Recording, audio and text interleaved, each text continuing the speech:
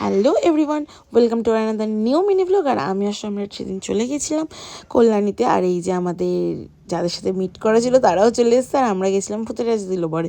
কেন গেছিলাম সেটা আস্তে আস্তে জানতেই পারবে। আর এই যে আমার মিষ্টি বেস্ট ফ্রেন্ড, আর ভূতের রাজা দিল বরের ভেতরের এই যে এত সুন্দর সাজানো গোছানোটা আমার খুব ভালো লাগে। একটা মানে পুরোনো দিনের সেই একটা লুক। আর এখানে একটা কারোর আইবুড়ো ভাত ছিল, যেটার জন্য এখানে সাজানো হচ্ছিল। হ্যাঁ, এবার ব্যাপারটা হচ্ছে আমরাও এসেছিলাম আইবুড়ো ভাতেরই উদ্দেশ্যে। আর তা এই যে আমাদের এখানে বরণ ডালা থেকে শুরু করে মালা সমস্ত কিছুই দিয়েছে। আর দেখতেই পাচ্ছ তারা দুজন মালা বদল করেও নিয়েছে।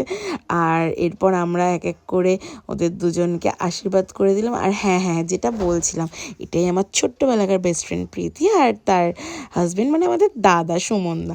তারপর সম্রাটও ওদেরকে আশীর্বাদ করলো, মানে হাসি পাচ্ছিল, আমরা ছোটো হয়ে আশীর্বাদ করছি, সম্রাট নাকি বরণ করছিল।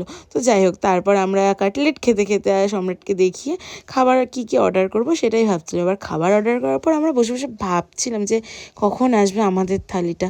সো কী কী করলাম আর খেলাম সেগুলো আসছে নেক্সট পার্টে। বাই।